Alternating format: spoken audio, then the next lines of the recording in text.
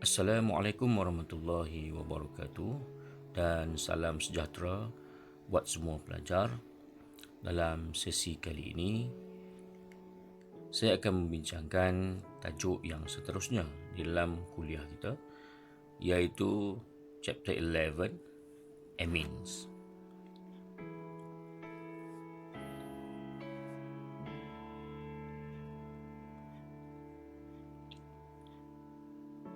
At the end of these topics, students should able to draw structure, classify primary, secondary and tertiary amines, and give the names of the structure, draw the structure according to IUPAC nomenclature, and give the common names of amines with parent chains less than 5 carbons. Apply IUPAC rules to name the primary, secondary, and the tertiary amines.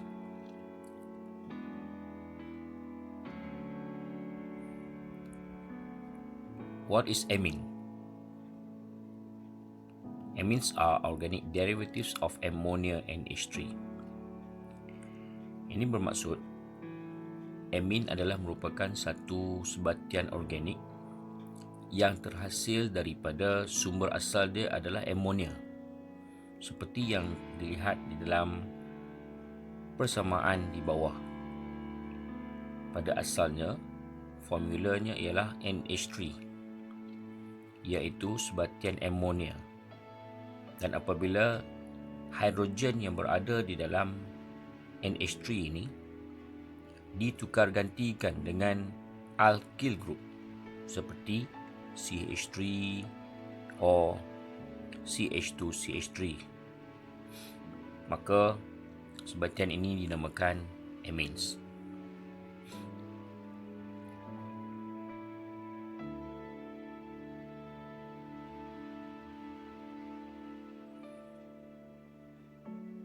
Berikut adalah jenis amines yang seringkali dijumpai dan seringkali ditemui yang berada di dalam tubuh badan manusia, seperti dopamine, a neurotransmitter, epinephrine iaitu adrenaline hormone, tryptophan iaitu amino acid, piperazine juga adalah satu bahan untuk membunuh cacing di dalam usus. Nicotinamide acid iaitu niacin, ini adalah sejenis vitamin. Pyridoxine ini adalah vitamin B6 dan juga dilates blood vessels, dipanggil histamine.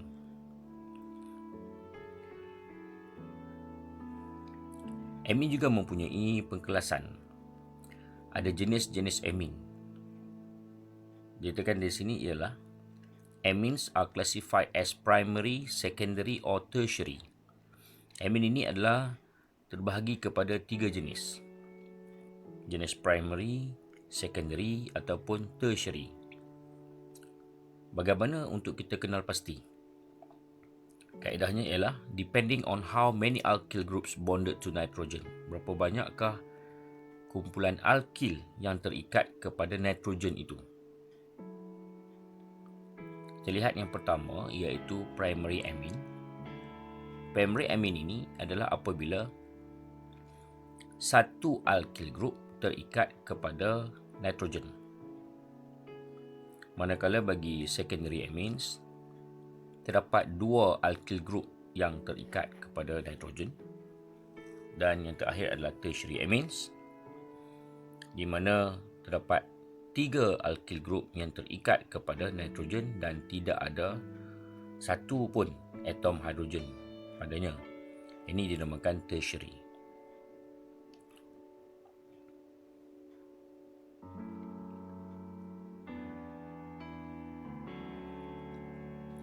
Ini adalah satu contoh yang menunjukkan pembentukan primary amines, di mana tempat hidrogen itu digantikan dengan metil.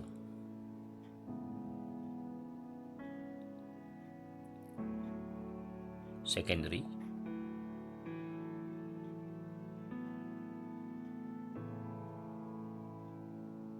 and tertiary.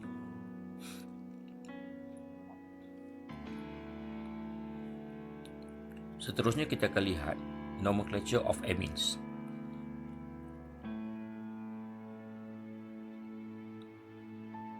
Primary amines are named in two main ways, either common or IUPAC system. Iaitu, ada dua kaedah penamaan bagi amin. Yang pertama, IUPAC system untuk aliphatic. Bagi struktur yang mempunyai aromatic dan cyclic, kita boleh gunakan common name. Seperti contoh yang ditunjukkan di bawah itu. Contoh bagi IUPAC system, alkane amines. Kita letakkan nama yang hadapannya adalah alkane amines. Homologous series alkane amines. Bagi common name, kita letak alkyl. Apabila satu alkane itu menjadi substituents, maka kita letak alkyl amines. Sebagai contoh, IUPAC name bagi struktur berikut adalah 1-propanamine. Manakala yang satu lagi adalah 1-butanamine. Dan common name bagi 1-propanamine adalah propylamine. Manakala nama bagi common name untuk 1-butanamine adalah butylamine.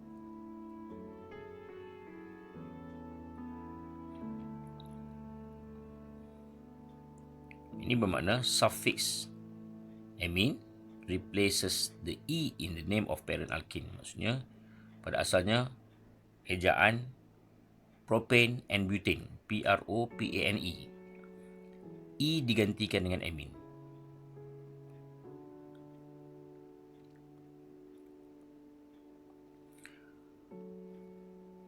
Bagi amine, kelas secondary and tertiary, dia dinamakan dengan meletakkan simbol N di hadapan.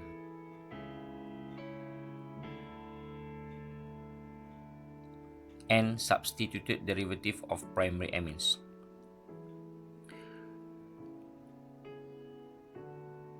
Contoh, CH3 di sebelah kiri itu, selain daripada parent chain itu, dinamakan methyl. Kedudukannya tidak diletakkan nombor. Ianya digantikan dengan simbol N. N methyl. Dan parent chain adalah etanamin. 2 karbon, rantai yang terpanjang.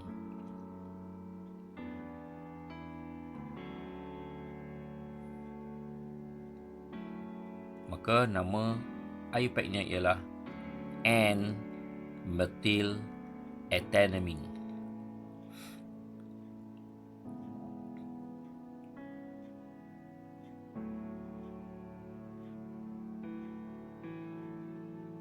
Seperti contoh yang di bawah, rantai terpanjangnya ialah 6 karbon, hexanamine. Nitrogen pada kedudukan karbon ketiga, dan terdapat lebih 2 lagi alkyl group yang terikat kepada nitrogen, iaitu 2 kumpulan metil. Maka dinamakan NN dimethyl 3-hexanamine.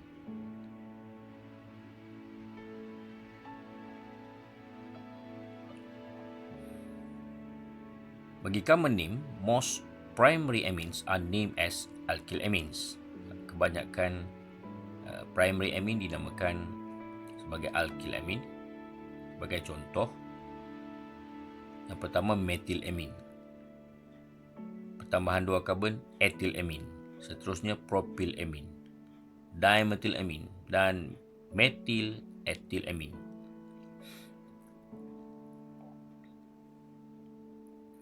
Seterusnya kita lihat sekiranya terdapat kehadiran other functional group.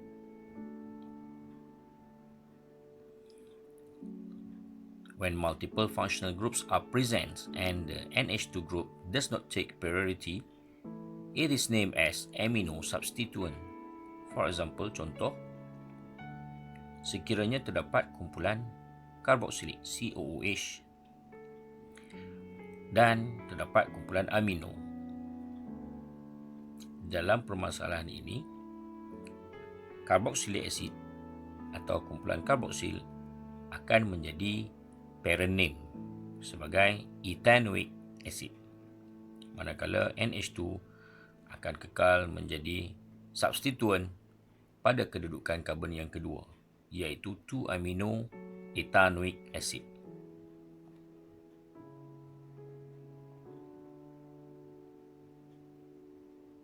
Begitu juga dengan contoh yang berikut. Terdapat dua kumpulan amino yang terikat kepada benzene ring dan satu kumpulan OH juga terikat kepada benzene ring. Maka OH akan menjadi the most priority of functional group, di mana parent name dia adalah phenol. Maka amino akan menjadi substituent. Maka namanya ialah 2,4-diaminophenol.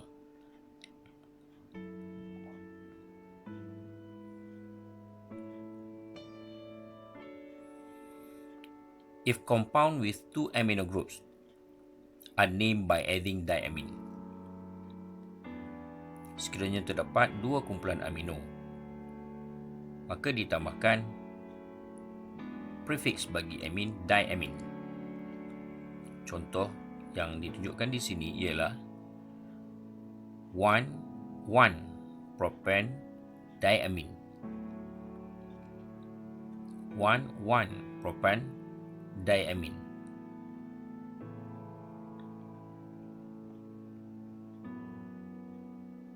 One, 2 propane diamine. 1, 2 propane diamine.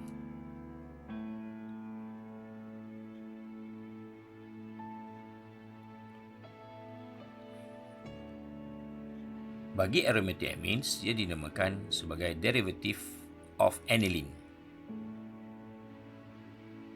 di mana amino yang terikat secara terus kepada benzene ring itu dinamakan aniline.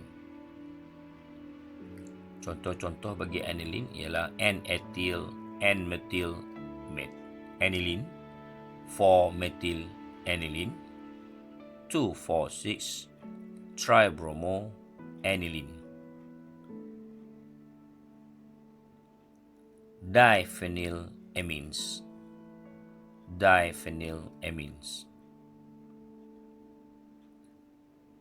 sekiranya terdapat dua amin di dalam aromatic, maka amin dinamakan sebagai diamines.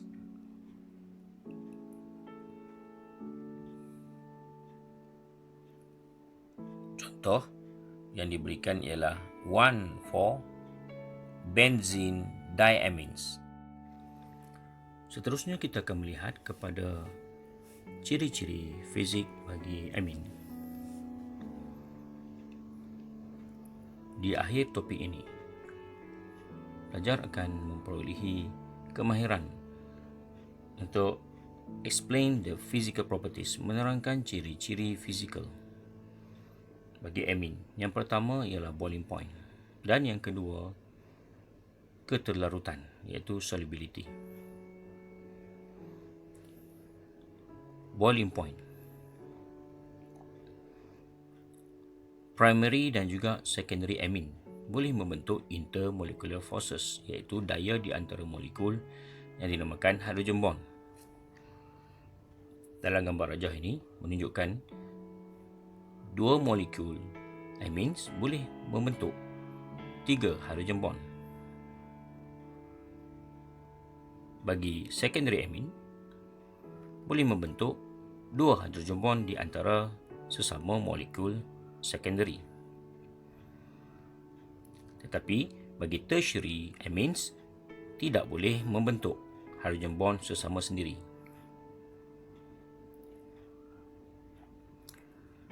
Perbandingan di antara amin dan juga kompaun yang lain, almin ini mempunyai takat didih yang lebih tinggi daripada alkin, daripada haloalkanes. Dan molekul yang sama yang mempunyai molecular mass yang sama. Ini disebabkan oleh kewujudan daya di antara molekul yang dinamakan hydrogen bond. Namun begitu, amin mempunyai boiling point yang lebih rendah berbanding alkohol atau carboxylic acid jika dibandingkan di dalam molecular weight yang sama. Ini disebabkan oleh faktor hydrogen bond yang wujud di dalam amin adalah lebih lemah berbanding hydrogen bond yang wujud di dalam alkohol dan carboxylic acid. Dan faktor ini disebabkan oleh sifat keelektronegatifan oksigen adalah lebih tinggi berbanding nitrogen.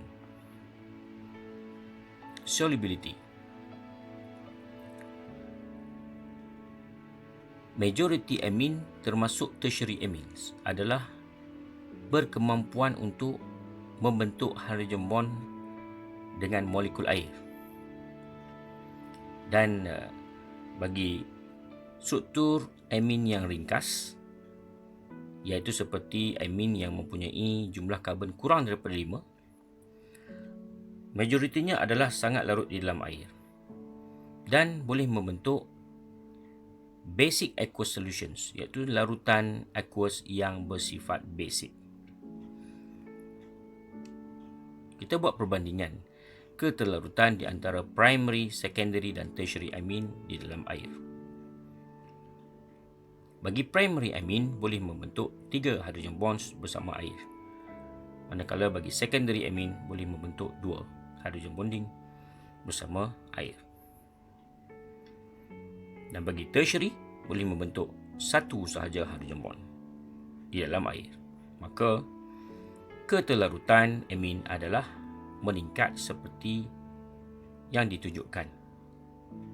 Secondary amin lebih larut berbanding tertiary amin, dan manakala primary amin adalah lebih larut di antara secondary dan tertiary kerana boleh membentuk lebih banyak hydrogen bonds. Ciri seterusnya ialah ciri base bagi amin. Basicity of amin. Why amin is basic? Kenapa amin ini dikatakan suatu molekul yang bersifat base? Jadi amin dikategorikan sebagai molekul yang bersifat base disebabkan oleh dia suatu molekul yang kaya dengan elektron. Kenapa dikatakan kaya dengan elektron? Okey, begini. Amin ini adalah sejenis nukleofil yang mana dia ini bersifat Lewis base. Disebabkan oleh kehadiran lone pair of non-bonding electrons on nitrogen. Jika dilihat pada nitrogen, terdapat lone pair yang tidak membuat ikatan dengan mana-mana atom. Maka ia dikatakan adalah kaya dengan elektron. Jika dilihat di dalam rajah di bawah, kedua-dua elektron, iaitu lone pair elektron itu, diberikan tempat kepada hidrogen untuk membuat ikatan bagi membentuk ion amonium. Maka ikatan HOH yang telah putus akhirnya membentuk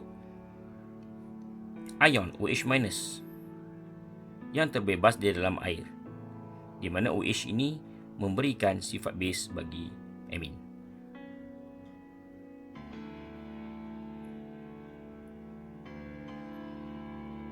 Bagi amonia, aliphatic amines dan aromatic amines, adakah semuanya bersifat base yang sama? Dan bagaimana pula dengan aliphatic amines dan juga aromatic amines? Di sini kita akan membincangkan lanjut berkaitan sifat base dan kaitannya dengan R, iaitu alkyl group. Seperti yang kita maklum, alkyl group adalah suatu kumpulan yang dipanggil electron donating group, kumpulan penderma elektron, di mana lebih banyak R wujud di dalam amines, maka lebih banyaklah electron donating group yang ada di dalam amines yang menyumbang kepada ketumpatan elektron bagi nitrogen. Maka wujudlah kesan yang dipanggil inductive effect, kesan dalaman. Bagi struktur aromatic amines, terdapat benzin yang terikat terus kepada nitrogen. Maka kehadiran benzin ini akan memberikan kesan resonance effect kepada aromatic amines. Mari kita bincang lanjut berkaitan inductive effect. Alkyl group adalah merupakan elektron donating group yang menstabilkan alkyl ammonium ion by dispersing its positive charge. Ini bermaksud kehadiran alkyl group R di dalam ikatan nitrogen. Ikatan bersama nitrogen itu sebenarnya meningkatkan ketumpatan elektron bagi nitrogen. Di mana pembentukan alkyl ammonium ion adalah lebih mudah berlaku. Yang akhirnya melepaskan ion OH- di dalam larutan. Dan inilah yang memberikan ciri base bagi alkyl ammonium. Jika dilihat kepada arrow yang berwarna ungu tersebut menunjukkan arah ketumpatan elektron pada ikatan NR telah berada menghampiri nitrogen. Dan inilah kesan yang dipanggil inductive effect. Kepositifan semakin bertambah.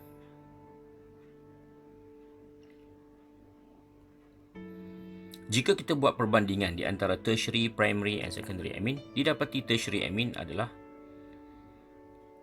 base yang paling lemah, diikuti dengan primary amine dan akhirnya yang paling kuat adalah secondary amine. Dan ini menerangkan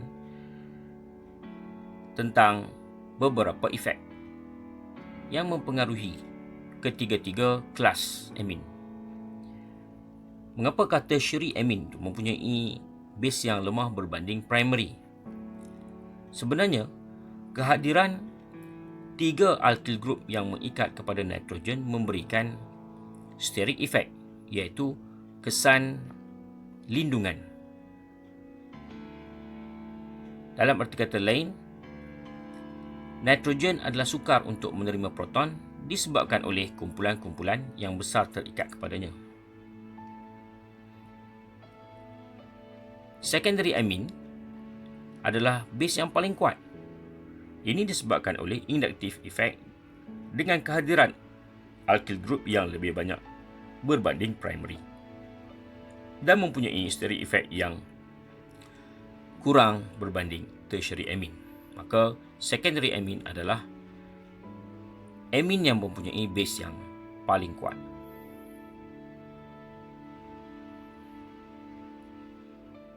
Satu kesimpulan yang boleh dibuat di antara ammonia, aliphatic amine dan juga aromatic amine, iaitu kekuatan base bagi keempat-empatnya adalah mengikut turutan menaik begini, iaitu ammonia, tertiary amines, diikuti primary amines dan akhirnya adalah secondary amine. Aromatic bagaimana? Bagi aromatic amines mempunyai kesan resonance effect. Mari kita bincangkan lanjut berkaitan resonance effect. Aromatic amines are weaker base than corresponding aliphatic and cyclic amines.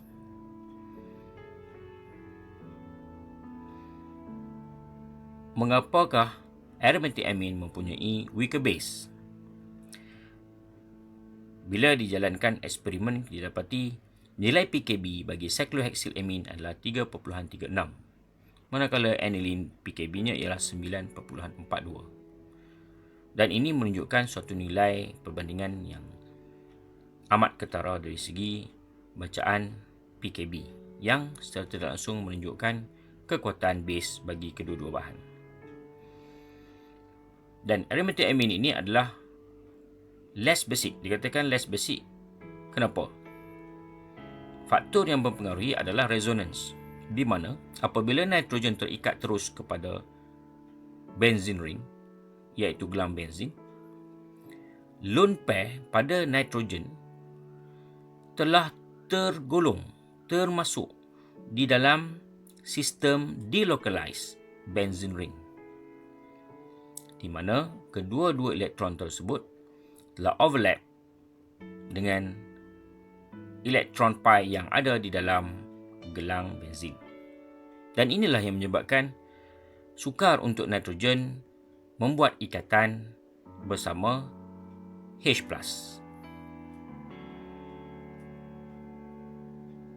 Maka aryl amines are stabilized due to the 4 resonance structure. Maka struktur aryl ini adalah stabil. Namun begitu, sukar untuk membentuk ikatan NH3+ disebabkan oleh kehadiran benzin yang mempunyai kesan resonance seperti ditunjukkan di atas.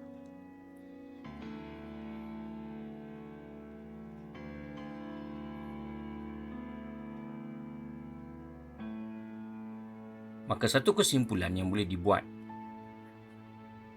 tentang kekuatan base iaitu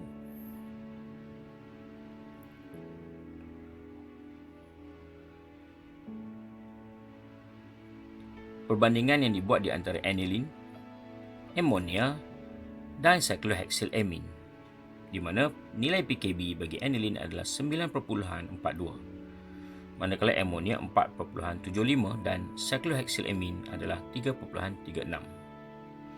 Dan ini menunjukkan aniline merupakan suatu kategori amin yang mempunyai base yang paling lemah berbanding ammonia.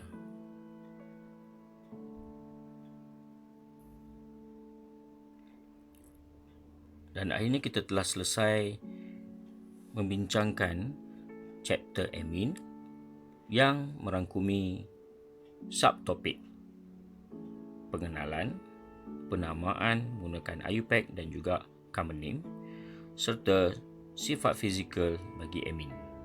Semoga pelajar dapat memahami dan melakukan latihan dengan lebih teratur supaya dapat memahami topik ini dengan lebih mendalam.